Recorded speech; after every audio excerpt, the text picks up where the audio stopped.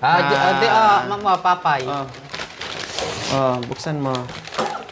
Merienda natin.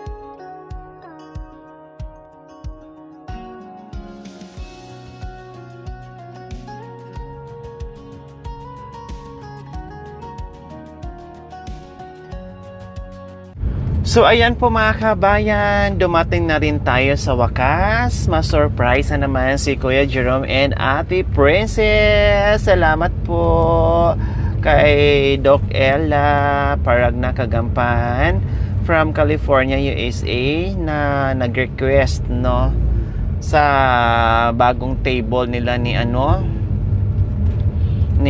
Kuya Jerome at kumbaga table and chairs na yung mga kabayan. Kaya maraming salamat sa mga sponsors ngayon ni Kuya Jerome. At meron na naman tayong magiging project sa bahay ni Kuya Jerome mga kabayan. Paki-comment nga kung ano ang gagawin natin ulit sa bahay ni Kuya Jerome. Sige, yung nanood ng live, sino?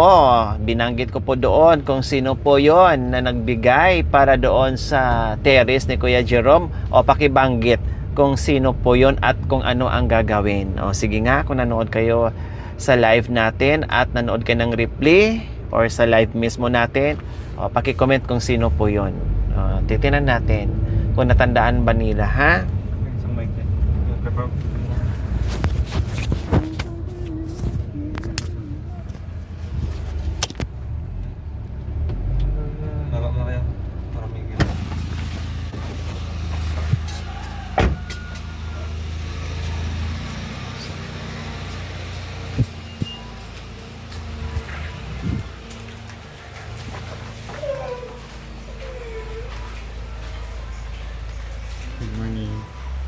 Diyos ko, anong oras na? Hindi pa kayo nagising? Ha? Bakit walang sapin? Bakit po yung bedsheet? Hindi, temporary lang muna sana. Aday, kundi ayan nadumihan na.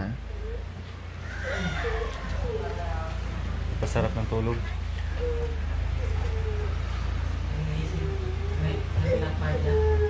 Hindi. Kanina pa kami madaling araw nandito. Inantay namin kayo magising. Alas 4 ng madaling araw nandito na kami. Oo. Kaya inantay namin kung kailan kayo magising, hindi namin kayo dinisturbo. Di ba? Okay lang. At least napasarap kayo sa... Ha?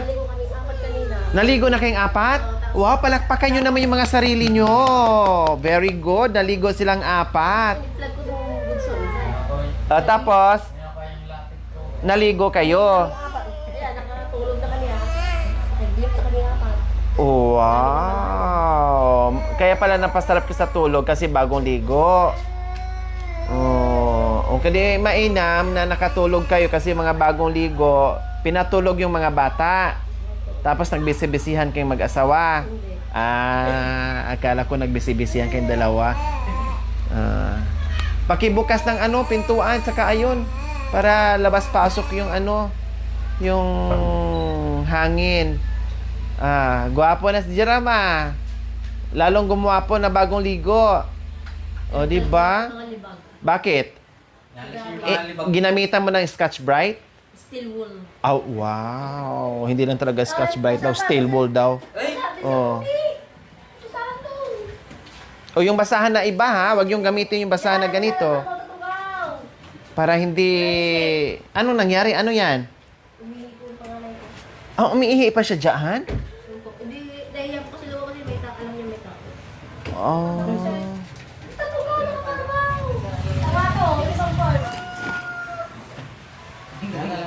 So, abutan natin sa mga kabayan na natulog dahil mga bagong ligo, very good sila.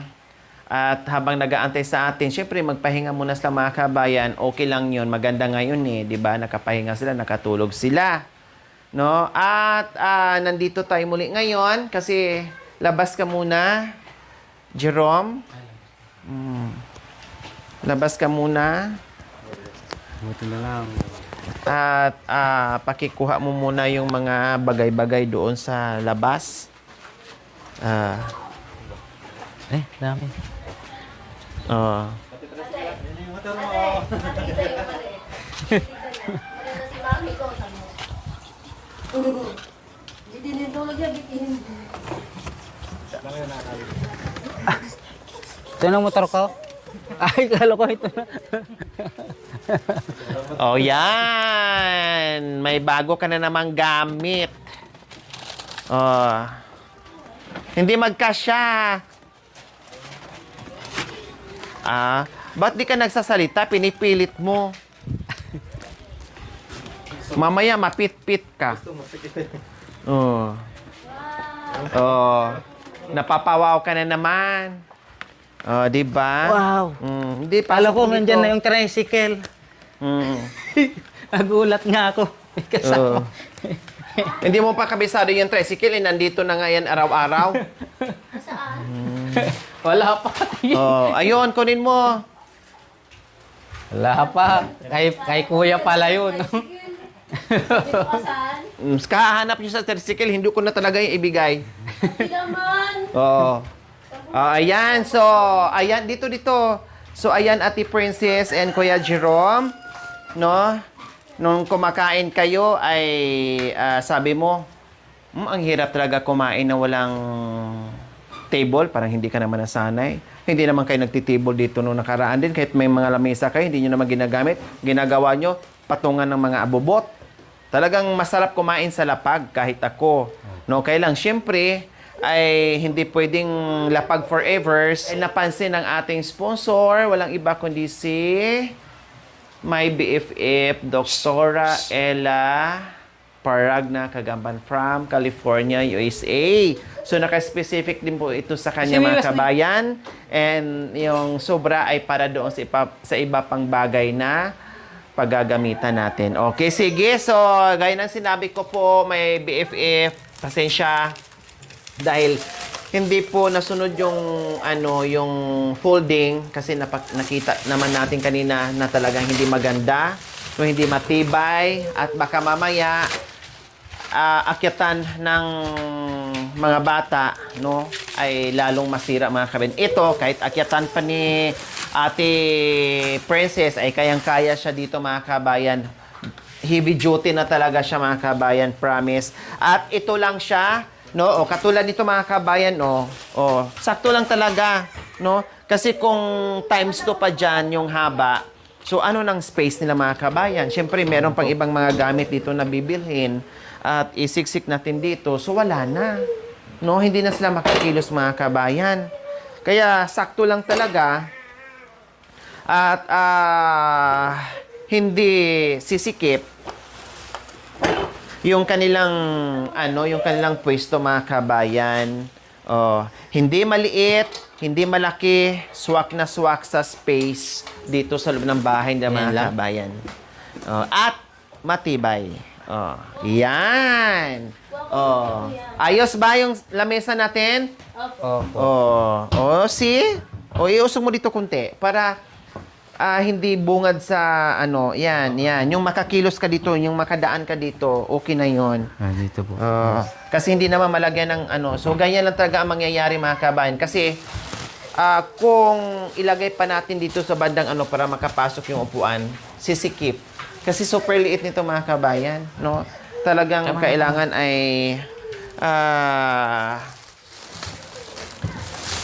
marunong ka tawag nito, marunong ka kung paano mo pagkasyahin itong mga kagamitan ni Kuya Jerome. Di ba? Ayan. Tapos ayan. Yung dalawa pwede sa gilid. Pwede yan dito. Yan. Pwedeng ganyan mga kabayan sa gilid lang. Oh. Naku. Ito pa lang ang gamit na nabili natin ay ano na. Mukhang masikip na tayo. 'Di ba? Sa bagay po mga kabayan, nung dati, yung lamisan nila dito mga kabayan, 'di ba? Halos hindi tayo makakilos. Opo. No, kaya sabi ko, ang binili kong Durabox, dalawang malalaki. So pinagtabi na po namin 'yan, no? Ito, dalawa 'to mga kabayan, dito isa ha, dalawa 'tong malalaki. No, pinagtabi ko na. Platform nila halos ganito din kalapad. Kasi mayroon pang ibang bagay diyan na ilalagay natin kung ano pang mabili natin para sa kanila, no? Kaya sabi ko, ang table ay saktong-sakto lang po talaga siya mga kabayan. No? Kasyang-kasya lang po talaga siya. Swak na swak sa space. Na hindi maliit, hindi malaki. At apat lang naman sila tapos maliliit pa tong mga bulinggit mga kabayan. Kaya maganda. So, bumili na rin ako ng halos kasing kulay na na upuan. No, na apat. Kumbaga, 4-seaters talaga ang binili natin. Oh, ayos? O, subukan nyo.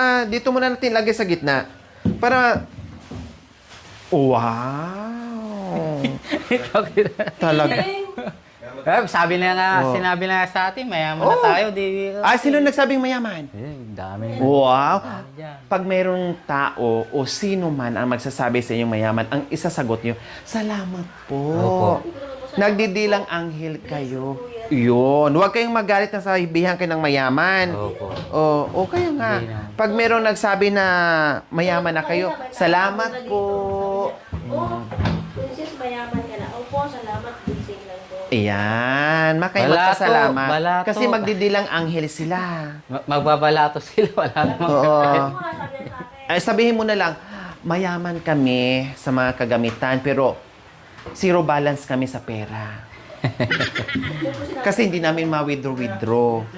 Oh, kasi ang susi ay tinapon na namin sa gitna ng dagat. Hindi na namin makuha yung susi. Kay Goodbye Philippines na sa yaman namin. Mayaman kami sa kaibigan at mayaman kami sa gamit ng loob ng bahay, no?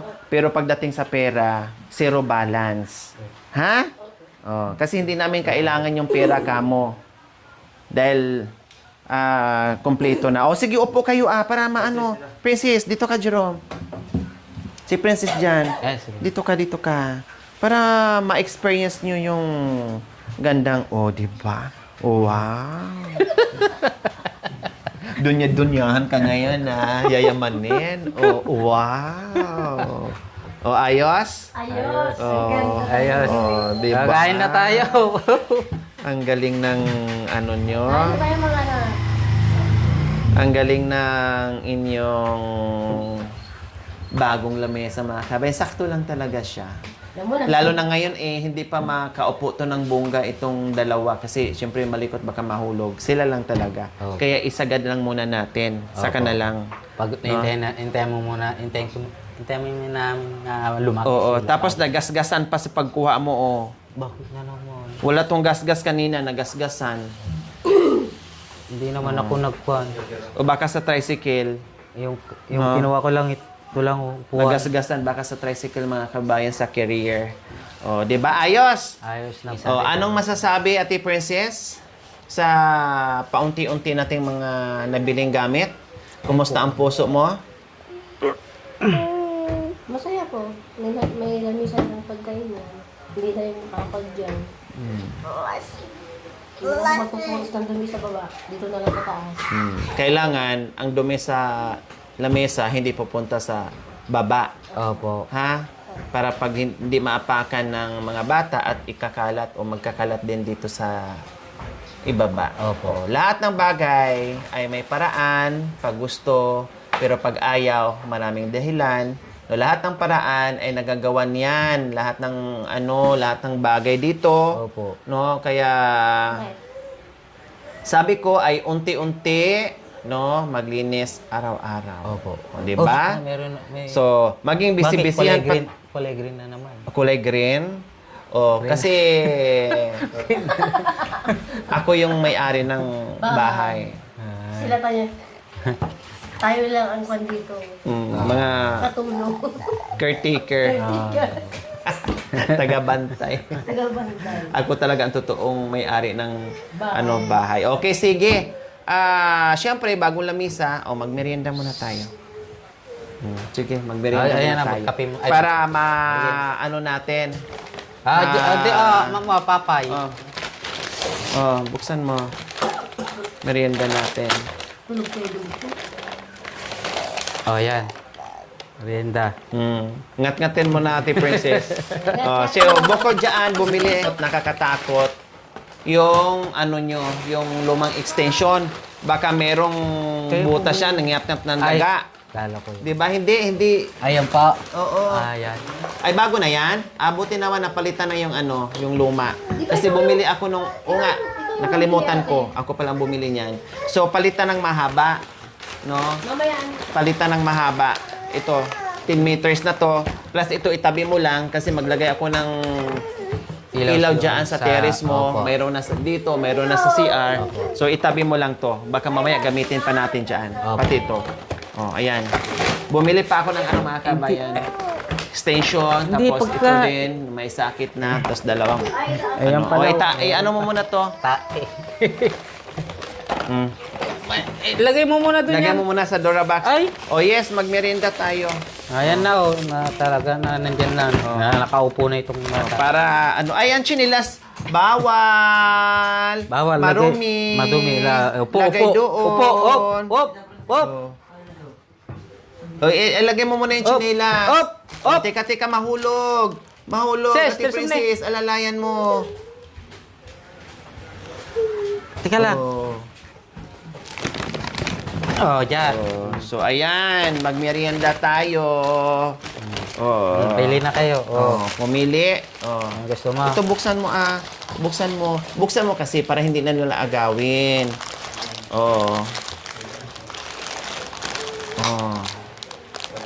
Init. Nainitan rin ako. Kain po tayo, kuya. Sige. Saan yung Royal? Bili ng soft drinks. Sige na.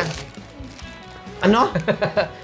Muntik ka pang bumahing dito sa sige na, pakain. Ito. Kain. Kain tayo, mga kabayan. Kuya Alicer, dito ka. Kain. Ilang anak. Dami mo kalat to. Pinala mo. Sige, mo muna. Para hindi ka kuha ng kuha. Kuha ka na. Tinan mo, kunin mo. Talaga init niya na. Kuya,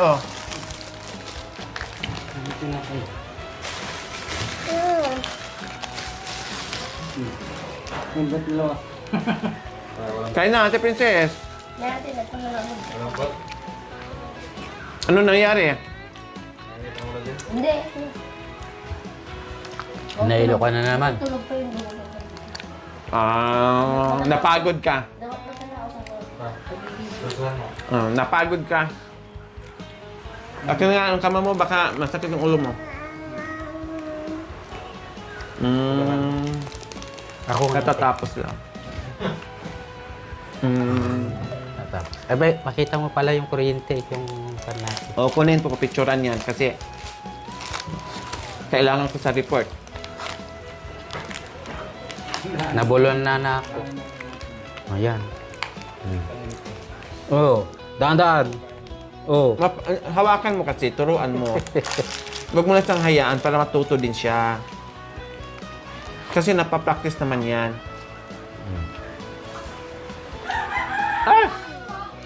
Ito, Jennifer! Nako! Sis! Ay! Tara, dinura na! Nagkalat ka na, bibi! Makurot ka na si nanay talaga. Chop dance. Pikira man ito kuya. Mamaya na naman, Judy, Tao, tingin ka naman. Dami ng kalat, Tingnan mo sa loob, Ay, maliit. Yung binagbayaran na. Sorry, sarap lang. Sis, ang galing, maraming kinakain. Pamunas. Basahan. Kaya naman ninyo, yung plastic na baso. Kasi langgamin to. Pag Wala nilanggam yan, sisiksik dyan sa ano. Kaya kailangan lagi naka-ready kasi yung mga bata.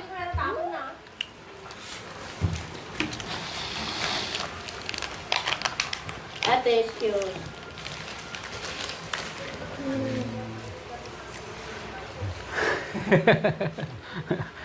Okay na?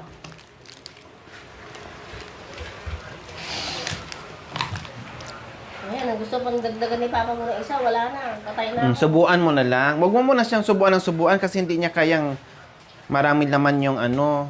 Mapapractice yan. Ate Princess, yung pag lakuha ng pagkain kasi masaya yung pagkain. Nabinyagan po mga kabayan ang bagong lamesa. Nabinyagan. Nagmerienda muna para hindi magutom mga kabayan na masustain natin yung Tama na, Ruti. init. Tama na, Jake. Dahil alam niyo po mga kayo, super init, no? Super init. Tama Kaya na. tama lang na bumili ako ng electric fan. Nauna yung electric fan. Mamaya. Dahil pag ganitong alas 12, no? Napakainit. Ayan, no? Pero malayo naman yung ano. Malayo naman yung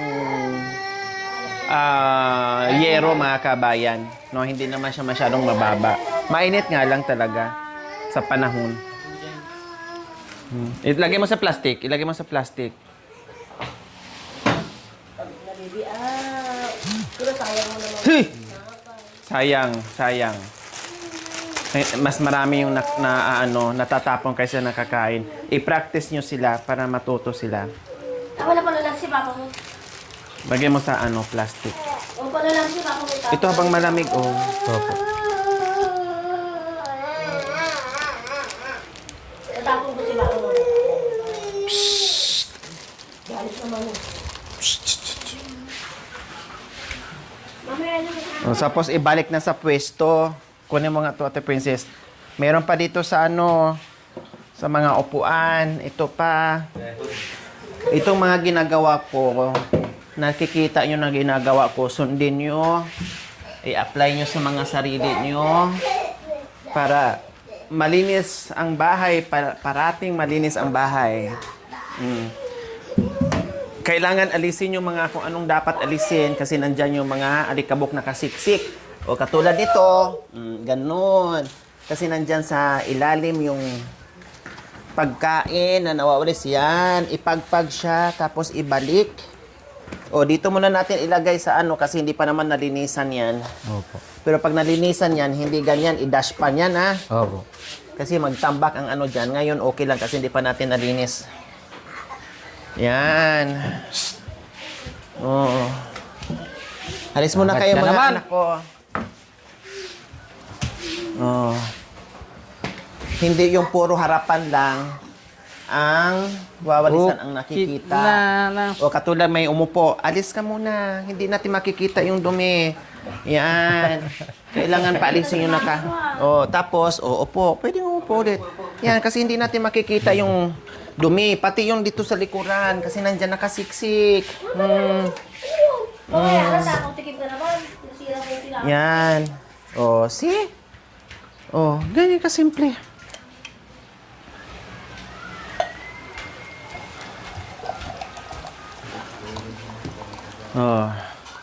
Ayos. So, ayan po mga kabayan.